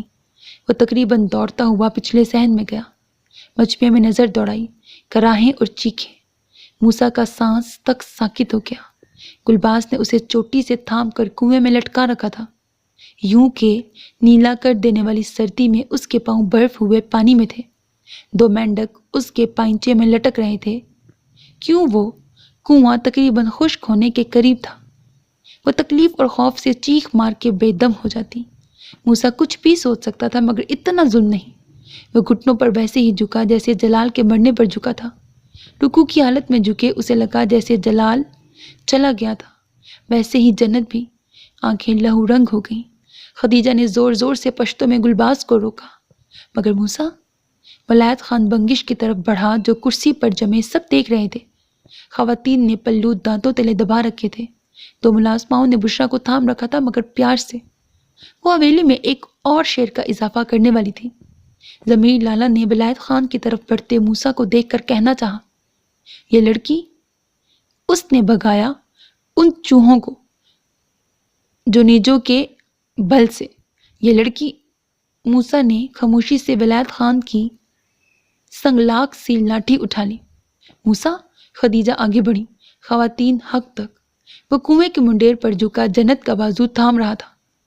گلباز نے چوٹی نہ چھوڑی، وہ نیلی ہوئی بے جان تھی۔ موسیٰ نے چادر اڑائی، گلباز نے موسیٰ کو دھکیلا، ولایت خان کی لاٹھی نے برسنا شروع کر دیا۔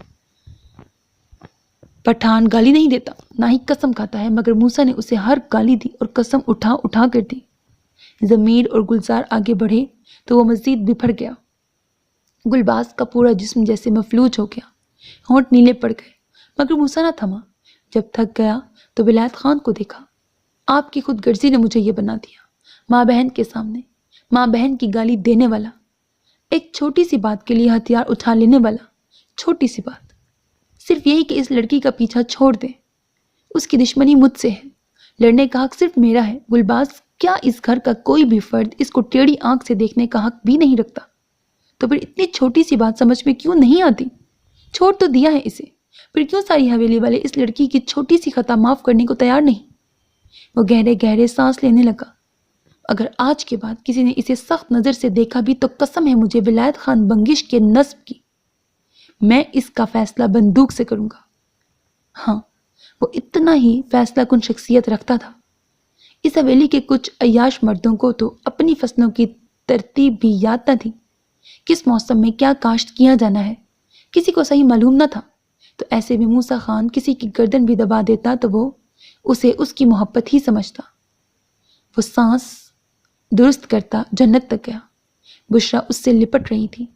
वो उस पर झुका, दिल चाहा सब कुछ भूल जाए और जन्नत के कंधे पर सर रख के बच्चों की तरह रोए। उसे बताए कि उसकी रूह में तजब्जुब की सुइयां गड़ी हैं। वो ऐसा बदकिस्मत है कि सामने खड़ी मंजिल को देखकर खुश भी ना हो पाया था कि वापसी का हुक्म मिल गया। वो उसे बताए कि मूसा जन्नत को कभी छोड़ ही नहीं सकता। वो उसके गाल तक तपा रहा था, मगर जन्नत की बात ने उसे फिर मुखालिफ हवाओं में धकेल दिया। पीछे हटो बुज़दिल, जलाल मकतूल के भाई बनो, नफरत से कहती वो उसे हाथ से पीछे कर रही थी। वो 2 कदम पीछे हटा, फिर तेजी से दूर होता गया। शायद उनका नसीब ही ये था। क्यों किया ऐसा? कैसी चाह से बढ़ा था वो तुम्हारी तरफ, फिर क्यों खान को वापस कर दिया? बुशरा का मलाल न जाता। तू ये कह सकती है बुशरा, क्योंकि तूने सिर्फ बटा हुआ मूसा ही देखा है, मुकम्मल तो मैंने देखा है उसे। ये सिर्फ वक्ती जज्बा था बुशरा। कल को उसे फिर से जलाल ज़हीर खान याद आ जाता और वो फिर से दूर चला जाता, मगर फिर मैं ये सब बर्दाश्त ना कर पाती। वैसे भी मैं क्यों एक बनी हुई लाश बनकर सारी उम्र उसे पूछती रहूं, और मैं क्यों ना इस वक्त का इंतज़ार करूं जब वो सच्चाई को पाकर मेरी तरफ बढ़ेगा, जब 24 गांव देखें कि मैं हूं मूसा खान की सल्तनत की मलका। इतने बड़े सिंहासन के लिए ये कुर्बानी तो बहुत छोटी है, मुकम्मल मूसा को पाने के लिए ये आग का दरिया तो बहुत कमतर है। तुमने उसे मुकम्मल नहीं देखा ना? अगली सुबह जब वो मामूल के मुताबिक तंदूर में अपलों को तरतीब दे रही थी, तब हवेली में दबा दबा सा हंगामा उठा। मर्द जोर जोर से दरवाजे बंद करते हवेली से निकले। औरतें जनान खाने में जमा चाय मगोइयाँ करने लगी। बुशरा लपक झपक उस तक पहुंची। वो मूसा कहीं चला गया। जन्नत के हाथ थमे। मतलब? तेवरी पर बल पड़े। मतलब जब कल इधर से गया तो पता नहीं कहाँ चला गया। रात भी डेरे नहीं आया। सुबह से सारे कामें ढूंढ ढूंढ के थक गए। वो सच में कहीं चला गया है। आ जाएगा। कल जो हंगामा हुआ उसके बाद सोचा होगा कुछ दिन इन लोगों की शक्ल ना ही देखे, कुछ दिनों में आ जाएगा। इतनी मुतमईन ना थी जितना जाहिर कर रही थी। जन्नत को सबकी नजरें छेदती महसूस हो रही थी। नीलमा सच कहती थी, तेरी मोहब्बत बड़ी खुदगर्ज है जन्नत फातिमा। तूने एक बार भी नहीं सोचा कि वो किस कयामत को पार करके तेरे तक आया था कल शाम। मगर तुझे क्या, तुझे तो वो मुकम्मल चाहिए। जन्नत ने बेयकीनी से बुशरा को देखा, जो एहतियात से कदम धरती बरामदे में चली गई। अल्लाह कोई राह दिखा दे, वो रोशनी जो छुपी है उसे जाहिर कर दे। वो दिल से दुआ मांगती रही। जब हवेली से निकले 5वां हफ्ता हो गया तो उसने सोचा कि अब को हाट चला जाए, मगर असफंद यार ने यह कहकर रोक लिया कि वो उसकी शादी में शिरकत के बाद ही कहीं जा सकेगा। वो रुक गया। वैसे भी वो काहिली को खुद पर जी भर कर तारी करना चाहता था। शादी के मखसूस हंगामे भी उसके सोए जज्बात को ना जगा सके।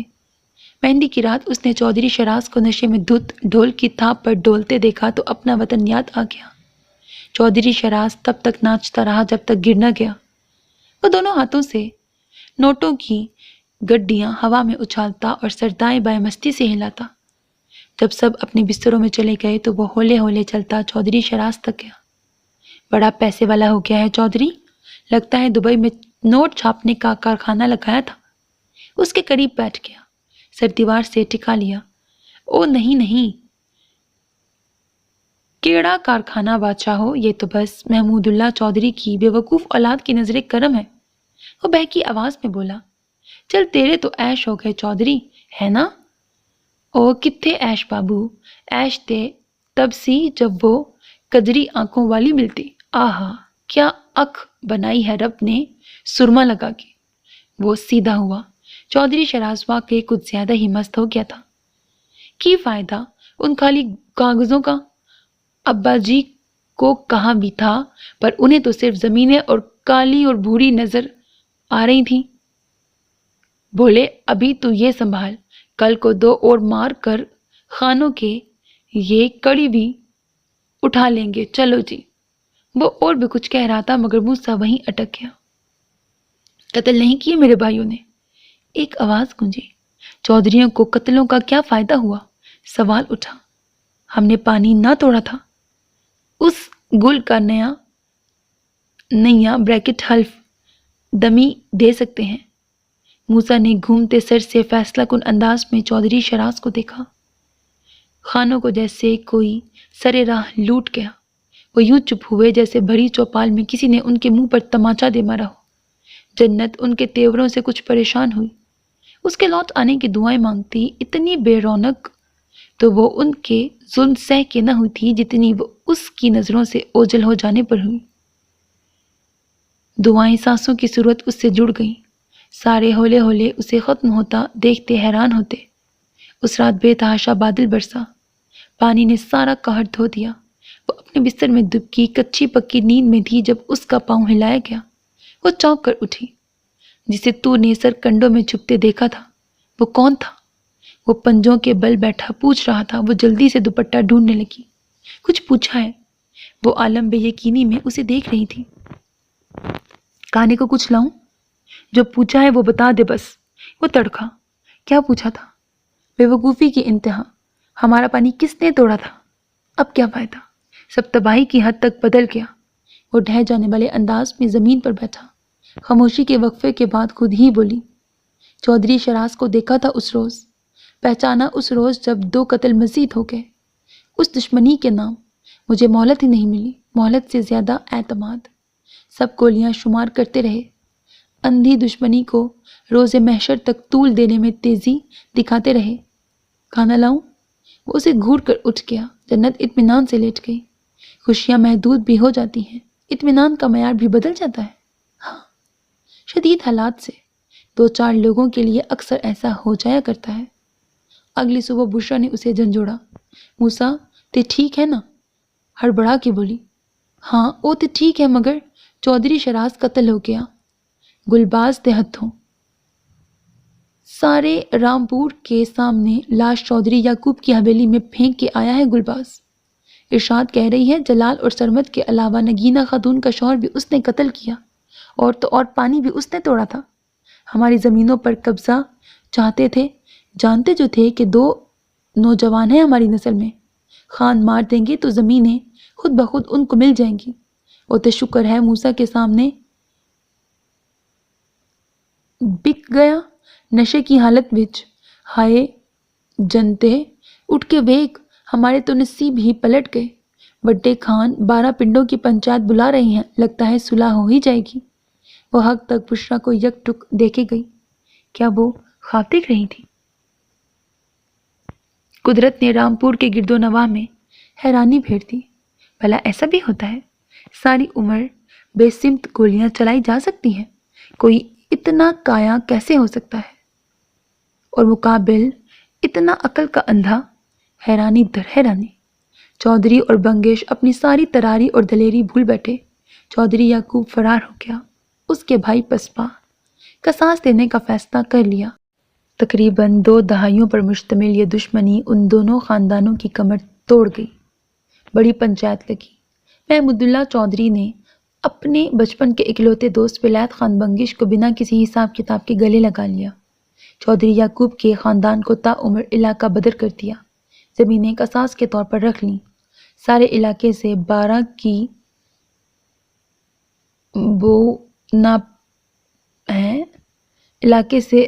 بارود کی بو ناپید ہونے لگی۔ ظفر اور طارق بھی واپس وطن کو لوٹ آئے۔ موسیٰ خان بنگش اپنے آپ کو کوستے نہ تھکتا، اگر پہلے جنت کی سن لیتا، اب کیسے واپس لوٹوں؟ چودھرائن سے کیا بھید؟ ساری عمر یہ تانا دے وہ پنچایت کے بعد سے حویلی نہ گیا۔ سارے علاقے کو رونتا اس کا سیاہ گھوڑا نڈھال ہو گیا۔ رات کا حویلی آیا، خان مطمئن بیٹھے قہوہ پیتے جاتے اور پرانے قصے دہراتے جاتے۔ خان، کھانا لاؤں؟ سندلی نے چہک کر پوچھا۔ نشتہ۔ غصے اور غم میں وہ پشتو ہی بولتا، ورنہ پنجاب میں رہتے ہوئے وہ سب آدھے سے زیادہ پنجابی ہو چکے تھے۔ وہ گلباز کی وجہ سے مردوں کے ساتھ نہ بیٹھا، حالانکہ گلباز کئی بار معافی مانگ چکا تھا، مگر موسیٰ کے دل سے جیسے وہ کسک ہٹتی ہی نہ تھی۔ وہ دادی کے پاس آ بیٹھا۔ جنت کہیں نہ تھی۔ بشرا شاسمین کے کمرے سے نکل رہی تھی۔ آج سارا دن حویلی نہیں آیا میرا شیر؟ بی بی جان نے بال سنوارے۔ جانے کیوں، بس ایک شرمندگی سی تھی۔ دل اٹک جاتا، کیسے پل بھر میں مٹائے سب کچھ۔ ہماری زندگیوں سے تقدیر نے کیسا ٹھٹھا لگایا ہے ہمارا۔ تو باقیوں کی طرح کیوں نہیں سوچتا موسیٰ خان؟ نہیں سوچ سکتا بی بی جان، اس دشمنی سے میرا تعلق ہی الگ تھا۔ وہ چلی گئی اپنے میاں جی کے ساتھ۔ وہ آئے تھے آج دوپہر، دونوں کو چلنے کو کہا، بشرا نہ مانی۔ ظاہری سی بات ہے اس کے پاس تو جواز ہے رکنے کا، مگر جنت چلی گئی۔ خدیجہ نے روکا تھا، بولی دل نہیں مانتا، رہ بھی گئی تو کبھی خوش نہ رہ پاؤں گی۔ میں سمجھوتے کرنے والی ہوتی تو ستیلی ماں سے کر لیتی، کم از کم گھر والی تو ہوتی، کوئی بد نصیب تو نہ کہتا، اور نہ ہی سزا۔ وہ حق تک سنتا رہا تو گویا جنت نے موسیٰ کو چھوڑ دیا۔ پیپل کی چھاؤں تلے پھر سے محفلیں جمنے لگی تھیں۔ جنت خالی خالی سا سب کو دیکھے جاتی۔ زندگی کا سب سے بڑا جوا کھیلا تھا اس نے حویلی واپس آ کر، صرف ایک مقصد کے لیے۔ اگر جیت گئی تو سر اٹھا کر رہے گی ہمیشہ، ہار گئی تو اسی حویلی میں مٹی ہو جائے گی۔ بڑی مامی سرد سا دیکھتی مگر چپ رہتی۔ اگر بیٹے کو رد کرنے والی وہ تھی تو بیٹے کو قبر سے بچانے والی بھی وہی تھی۔ ظفر پاجی کو دیکھ کر راستہ بدل لیتی اور طارق اسے دیکھ کر۔ میاں جی بہانے سے ساتھ لگاتے، پاس بٹھائے رکھتے، اور وہ جو کچھ دن کے لیے آئی تھی 1.5 مہینے سے بھٹکتی پھرتی تھی۔ ابھی بھی پیپل تلے سب نیلما کے ساتھ ساتھ بشرا اور اس کے جہیز کا حساب کتاب لگانے بیٹھے تھے۔ وہ چارپائی کی پائنتی پر بیٹھی اپنے ناخن کھرچ رہی تھی۔ کنیزہ بھاگتی آئی۔ چودھری جی وہ موسیٰ خان آیا ہے پھاٹک پہ۔ اوہ کم عقلے، ادھر بھاگی آئی ہے، پہلے مردان خانے میں بٹھانا تھا نا اسے۔ نہیں، ضرورت نہیں، جنت قطعیت سے بولی۔ پوچھو اس سے کیا چاہیے۔ سب نے اس کی اٹھی گردن کو دیکھا اور بھاؤ تاؤ والے انداز کو بھی۔ میاں جی متامل ہوئے تو بولی، بے فکر ہے میاں جی، کبھی نہیں چھوڑے گا مجھے، چاہے ایک ٹانگ پر کھڑا کروا لو۔ بڑی مامی قہر آلودہ سا مسکرائیں۔ وہ ان سے بھی زیادہ قہر آلودہ ہوئی۔ سب کو سانپ سونگھ گیا۔ کنیزہ واپس بھاگی۔ وہ گننے لگی، 19 ہونے سے پہلے لوٹی۔ کہتا ہے جنت چاہیے، واپس حویلی چلے اس کے ساتھ۔ جنت کی گردن مزید تنی، ترچھی نظروں سے مامی کو دیکھا۔ کہو جنت تب تک نہ آئے گی جب تک قبرستان والا برگد کا جنگل سبز ہے۔ اسے تاریک کرتے اور لے جائے جنت کو۔ سارے حیران ہو گئے۔ وہ جنگل کئی ایکڑوں تک پھیلا تھا، اسے تاریک کرنا ناممکن۔ پھر وہ پاگل ہی ہوئی نا۔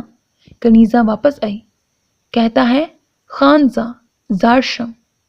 جنت کے لب اندر کو دھنسے، سرخم کر کے آگے بڑھ گئی۔ جب امی نے سب ملازماؤں کے سامنے اس کے خود ساختہ قصے فراٹے سے سنا ہی رکھے تھے تو پھر وہ کیوں شرماتی؟ اور ویسے بھی اب تو شرعی رشتہ تھا ان دونوں میں۔ بات سارے علاقے میں پھیل گئی۔ بنی ہوئی لڑکی کا اتنا سنگین مطالبہ، بھلا برگد کا جنگل کیسے تاریک ہو سکتا تھا؟ موسیٰ خان نے کلہاڑا پکڑ لیا تو جیسے کسی نے بارود کو تیلی دکھا دی۔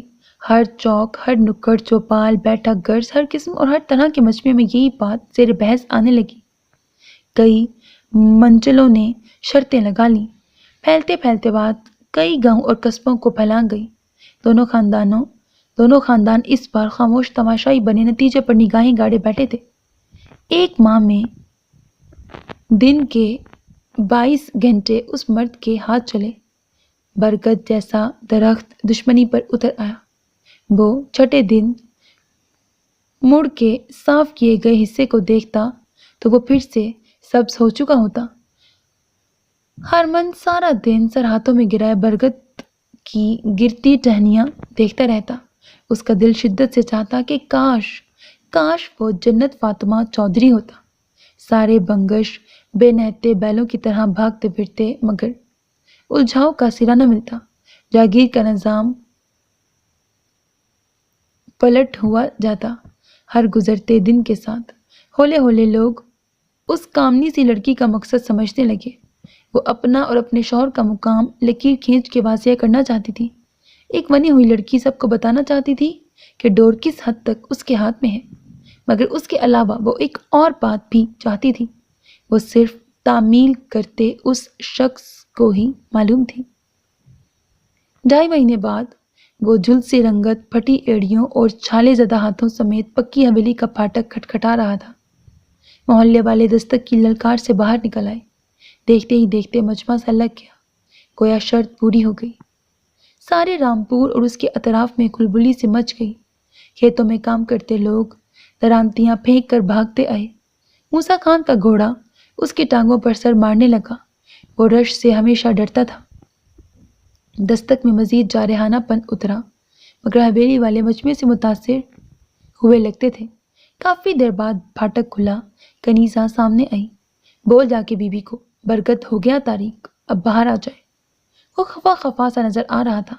कनीज़ा वापस मुड़ गई। लौटी तो बोली, कहती है रात को मियाँ जी बात कर लेंगे, फिलहाल जन्नत नहीं, ये रखो। उसने हाथ में थामी मरहम आगे कर दी। उसने दहलीज थामी, जब्त किया गोया, कहो चौधराइन बने, आके खुद बात करे मुझसे। लोग टांगों पर अपना वजन बदलते रहे। हाथ हो गया बंगिश के साथ। सबकी मुतफक्का राय, खानों ने फिर से दुश्मनी बना लेनी है चौधरियों से। पेश गोया वो किसी अजीम सल्तनत की मलका जैसी तमकन से चलती ओट में खड़ी हो गई। 2.5 माह में उसका सुनहरापन बढ़ गया था। स्याह लिबास में वो बादलों में घिरे सूरत सी दिख रही थी। वो मुस्कुराया। ये क्या है? इशारा मरहम की तरफ था। तुम्हें इसी में खुश हो जाना चाहिए, कम से कम ये तुम्हारे लिए सजा तो नहीं है। जताता हुआ सर्द लहजा। वो चौंक गया। बगौर उसे देखा। वो डट के खड़ी रही। लो, उखाड़ लो जो उखाड़ सकते हो, हम नहीं जाते। मूसा ने लगाम झटकी। घोड़ा सीधा हुआ। जुस्त लगाकर घोड़े पे बैठा। लोगों में मायूसी उतरी। आहा, देहातियों की तफरीह। अगले ही पल हजूम में दबी दबी पुरजोश चीखें बुलंद हुई, क्योंकि वो मगरूर चौधराइन हवा में मौलिक घोड़े के साथ जा रही थी। उसका दायां बाजू छाले ज़दा हाथों में था और वो भागते घोड़े की सुमों से उठते खौफनाक गर्द में मुंह छुपाए चीख रही थी। हजूम ने खुशी से तालियां पीटी और खबर थामे मुख्तलिफ सिमतों को बढ़ गए। नहर के संग चलती आम के दरख्तों में खड़ी सड़क पर खामोशी छाई हुई थी। घोड़े के कदमों में लगामें खींच कर सुस्ती लाई गई। फिर हाथ में मौजूद सुनहरी गुड़िया को सामने बिठाया गया। अल्लाह करे तू रंडवा हो जाए मूसा खान। वो तड़क तड़क जाती। सामने बैठा कहकहा लगाता मर्द जिंदगी से भी प्यारा न होता तो यकीनन नहर में कूद कर मरने की कोशिश भी की जाती। उफ, इतनी बेइज्जती। हाथों से चेहरा ढांपा। बेइज्जती? खुद ही तो कहा था कि 24 गांव देखे। हाँ ते वो मैंने जंज लाने को कहा था। आंखें पानियों से भर गईं। वो तो सब करते हैं, मतलब जंज ते नाई की बेटी की भी आती है। इसमें नया तो कुछ ना था। फिर शर्त भी तो जालिमाना थी। बस जरा दिमाग घूम गया पठान का। वो मुतमईन ही था। तू जानता है वो शर्त क्यों रखी? आंखें बकायदा बरसने लगी। वो ढीला पड़ गया। सख्त तकलीफ देते हाथों से उसके हाथ थामे। घोड़ा चहलकदमी के अंदाज में होले होले चलता। चल मान लिया जमाने ने तुझे भी और मुझे भी। ये भी जान लिया कि तू बनी हुई भेड़ बकरी नहीं है, मलका है मेरी सल्तनत की। तेरी मामी, मेरी ताई, सबने जान लिया। طارق چودھری گلباز نے بھی مان لیا کہ میں تیرے لیے برکت ہی نہیں گلا بھی کاٹ سکتا ہوں. پھر کیوں نہ آئی تو میرے کہنے پر؟ میاں جی رخصت کرنا چاہتے تھے مجھے نیلما شیری کی طرح. آنسو پوچھے. تو ہونا چاہتی تھی؟ وہ یک ٹک اسے دیکھے گئی. تجھے نہیں لگتا میری گردن کی اکڑ نکل جاتی ہے اس حویلی میں؟ اور تجھے یہ کیوں لگا کہ میں تجھے وہاں لے کے جاؤں گا؟ اب مزید نہیں جنت، میں صرف زندہ نہیں رہنا چاہتا، میں جینا بھی چاہتا ہوں. ہم کو ہارٹ ہی جائیں گے. مورے چلی گئیں، شمائل بھی. اب ہم جائیں گے. وہ لگام تھامنے لگا. جنت رک گئی، ہاتھ سامنے کیے. بہت مشکل ہو گیا تھا نا؟ اس وقت سے کم مشکل جب تو نے دیکھنا بھی چھوڑ دیا تھا مجھے. ہاں، وہ دلگیر لہجے میں بولی. حالانکہ دیکھنا تو اب چھوڑنا چاہیے جو تیرا حشر ہو گیا ہے. آخر میں وہ کھلکھلائی. موسیٰ نے غصہ ضبط کرتے ہوئے گھوڑے کو ایڑ لگائی اور اسے بازو سے پکڑ کر لٹکا دیا. اب ہنسنے کی باری موسیٰ خان کی تھی. حالانکہ کھلکھلاہٹیں تو نہر کی تہ تک میں تھی ان دونوں کے لیے. ختم شد. So میرے عزیز listeners, this was the end of the novel Purab Paschim. Hope that you like it. اپنا بہت خیال رکھیے گا نیک تمناؤں کے ساتھ. اللہ حافظ. And don't forget to subscribe to my channel because that's how you can encourage me. And that's the only kind of support and encouragement which I want from all of you. Allah Hafiz.